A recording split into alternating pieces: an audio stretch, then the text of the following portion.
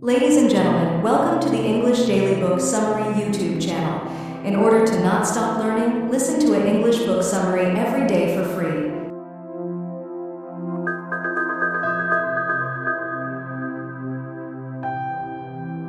Michael Breus. Sleep, drink, breathe.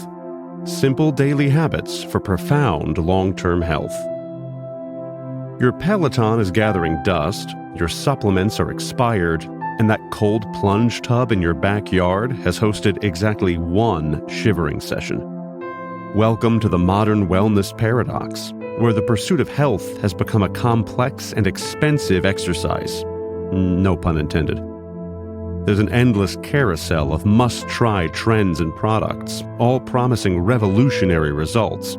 And yet, ironically, all this complexity makes health less accessible. We need to get back to basics. The most powerful tools for transformation are already built into our biology.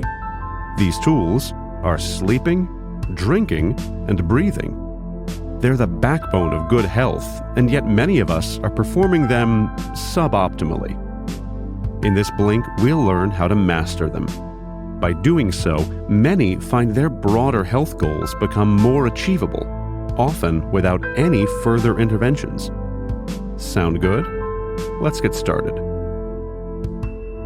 Foundations of biological health. Beneath your skin lies a delicate dance of biological systems. 3 key control centers choreograph this performance. The suprachiasmatic nucleus manages sleep, the hypothalamus monitors hydration, and the medulla oblongata regulates the breath.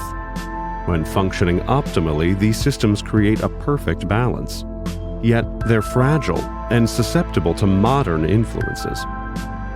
Your sleep control center operates like a master clock, coordinating the daily ebb and flow of hormones that govern rest and wakefulness. As darkness falls, it triggers the release of melatonin, lowering blood pressure, reducing body temperature, and preparing the body for sleep. But artificial light, irregular schedules, and digital devices disrupt it. The hypothalamus constantly monitors blood sodium levels, making us thirsty when concentrations rise too high. Yet approximately 75% of Americans remain chronically dehydrated, a state which compromises nutrient delivery, hormonal signaling, and cellular function throughout the body. Perhaps most surprising is the state of our breathing. Most adults utilize only 70% of their lung capacity. Respiratory function significantly declines with age, yet few people give any thought to maintaining or improving it. The breath is particularly important because it influences the vagus nerve, a crucial communication pathway stretching from brain to pelvis that affects nearly every major organ system. When these fundamental systems fall out of balance, they create a negative cascade. Poor sleep disrupts hormones, leads to stress and metabolic problems. Dehydration impairs cellular function and increases inflammation.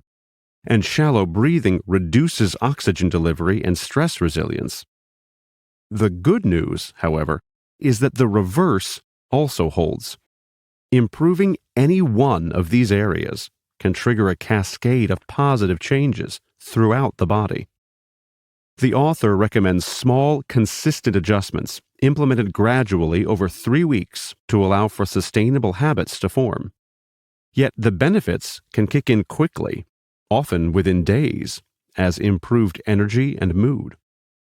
For the rest of this blink, let's look at practical tips for engaging these systems effectively. The perfect sleep sanctuary. The path to perfect sleep begins long before your head hits the pillow, orchestrated through a delicate dance of timing, environment, and acceptance. Let's talk environment first. Temperature is a critical factor, with the ideal range hovering between 65 and 70 degrees Fahrenheit. That's 18 to 20 degrees Celsius. This isn't arbitrary. Your body naturally cools as it prepares for sleep, and a cool room facilitates this process. Humidity also matters, with levels between 30 and 50% providing the sweet spot for comfortable breathing without creating a breeding ground for allergens or irritants. Complete darkness can be hard to achieve in urban environments. While blackout curtains are an obvious solution, they can be expensive, especially if you need custom sizes. Here, the humble hair clip becomes an elegant hack. By using one to fasten where curtains meet in the middle, you can eliminate that persistent gap that often lets in stripes of light. For maximum effectiveness, use two clips, one at the top and one at mid-height, to prevent the curtains from shifting during the night. The most important thing isn't so much perfect darkness as minimizing disruptive light, particularly the blue wavelengths that most powerfully suppress melatonin production. The tactile elements of your sleep space also merit attention. Clean sheets and plumped pillows create an inviting atmosphere that signals to your brain that this space exists for rest alone. It's about creating consistent environmental cues that trigger your brain's sleep response. Another reason to make your bed each morning. Another element is sound. While silence is best for many, others find that consistent background noise, whether from a white noise machine or a quiet fan, helps mask unpredictable environmental sounds that might otherwise disturb sleep. The key here is consistency sound. No sudden or surprising bumps, rather than absolute quiet. Lastly, try to keep your bedroom a dedicated sleep space, free from the intrusion of work, intense discussions, or other activating activities like entertainment. Maintaining this environmental discipline helps strengthen the psychological association between your bedroom and rest, making it easier for your brain to transition into sleep mode as soon as you walk in the room. Powering up, powering down. The journey to quality sleep extends beyond the bedroom, encompassing your daily rhythms and routines. Let's start with your morning routine. Drinking coffee immediately upon waking may actually work against your natural rhythms. Your body produces adrenaline and cortisol upon waking, powerful hormones that make caffeine look like weak tea in comparison. So consider shifting your coffee consumption to lunchtime, when natural alertness begins to dip. How about napping? There's an art to naps. The optimal napping window arrives around 7 hours after waking, but duration also matters. Short naps of 15 to 30 minutes can boost alertness and immunity, while 90-minute naps might improve cognitive performance but risk disrupting nighttime sleep. Consistency is another cornerstone of good sleep. It's not about keeping an impossibly rigid standard, but do try to keep your wake time consistent each day, ideally sleeping in on weekends by no more than 45 extra minutes. To finish our discussion of sleep, there's one time of day that merits special attention: the hours leading up to bedtime. The author recommends creating a power down hour, a structured transition divided into 3 distinct segments lasting around 20 minutes. The first 20 minutes focus on closing up your day, those practical tasks that help your mind let go of daily responsibilities.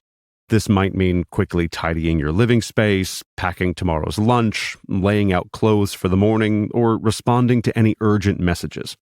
The key is handling tasks that might otherwise nag at you during the night.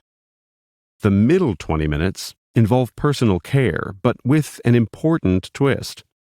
Focus on the calming, quieter aspects, rather than anything involving bright lights or stimulation. This is the time for a warm shower, gentle stretching, or changing into comfortable sleepwear. Save potentially stimulating tasks like performing skincare for earlier in the evening, when the bright bathroom lights won't interfere with your melatonin production. The final 20 minutes are dedicated to genuine relaxation, not the artificial kind that comes from scrolling through your phone. This might mean light reading, preferably from a physical book, practicing breathing exercises, listening to calming music, or simple meditation. You're not trying to force relaxation, rather, you're creating space for it. Think of it like letting a glass of muddy water settle. Given enough stillness, clarity naturally emerges. That's it, the Power Down Hour. The ways of water. Hydration sounds simple enough. Just drink water. Yet a surprising number of us are doing it wrong, messing up both the mechanics and timing of proper water consumption. The evidence is written in our headaches, fatigue, and afternoon energy crashes, telltale signs of bodies crying out for hydration. First, drink water properly. Gulping down large quantities a few times a day isn't very effective. The body simply can't absorb water that quickly, instead sending much of it straight through to the kidneys for elimination. Think of your body like a dry sponge. A gentle trickle will be absorbed more effectively than a sudden deluge. This brings us to quantity. While generic recommendations like 8 glasses a day have become cultural touchstones, we can do better with a more personalized approach based on weight and activity level. First, multiply your weight in pounds by 0.6. Then, add 12 ounces for every 30 minutes of exercise. For a 150-pound person who exercises for an hour, this translates to about 114 ounces on workout days. For metric users, simply multiply your weight in kilograms by 0.3, then add 350 milliliters for every 30 minutes of exercise. How about water quality? Not all water delivers the same benefits. Mineral water, with its naturally occurring elements like magnesium and calcium, offers superior hydration compared to plain filtered water. Spring water follows close behind. Distilled water actually creates a net loss of minerals in the body. Perhaps surprisingly, properly filtered tap water often provides better hydration than expensive, pure bottled waters that have been stripped of beneficial minerals. Timing also matters. The most effective approach? Break your daily water intake into 5 strategic points. Upon waking, mid-morning, lunchtime, before dinner, and 2 hours before bed. These points aren't arbitrary. They align with your body's natural rhythms and help maintain steady hydration throughout the day. Another approach to create lasting hydration habits is linking drinking water to existing routines. While coffee and wine have built-in rewards, the aroma, the ritual, the immediate effects, water needs to piggyback on other pleasurable activities. This might mean enjoying a glass while reading the morning news, sipping during your favorite TV show, or making hydration part of your exercise cool-down routine. The signs of success appear gradually but unmistakably. Clearer thinking, better physical performance, and improved digestion. Longer-term benefits like reduced inflammation and enhanced cellular health will follow. By hydrating properly, you'll be optimizing your body's most basic processes for better overall health. Foundations of better breathing. Your next breath could be the beginning of a profound transformation in your health, if you know how to take it properly. Many of us have developed suboptimal breathing patterns that compromise our health.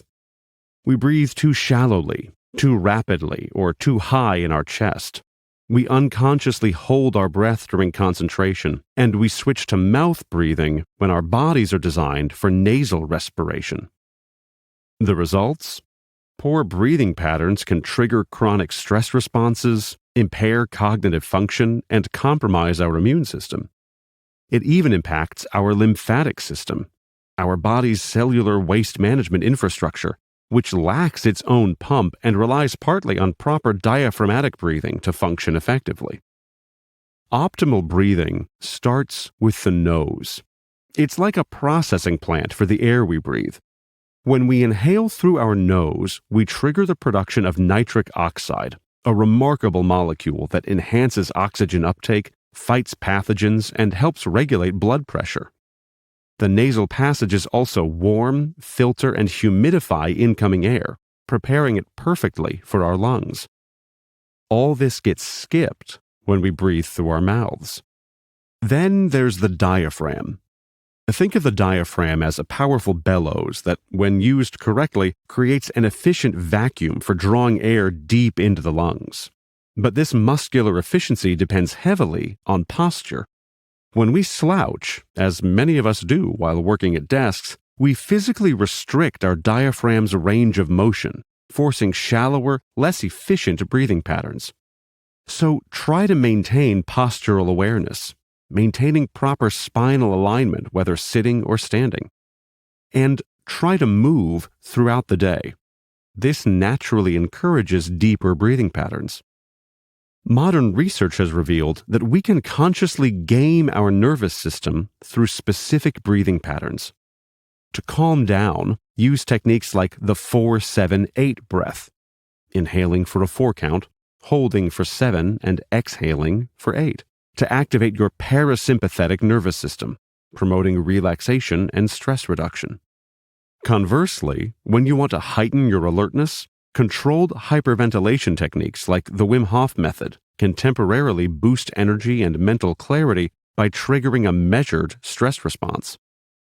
Every breath is an opportunity to reinforce better patterns. Small adjustments, consciously engaging the diaphragm, maintaining nasal breathing during exercise, and practicing brief breathing techniques during natural breaks in our day, can add up. The potential benefits, from enhanced cognitive function and reduced stress to improved immune response and better sleep, make this one of the most valuable investments we can make in our health.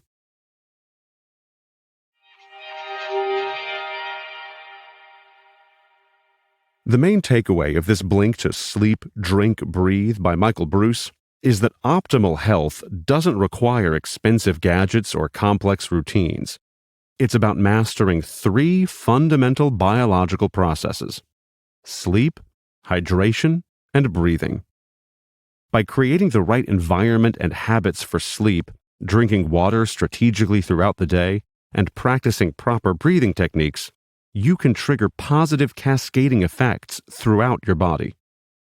Remember that small, consistent changes will give you better results than a dramatic overhaul.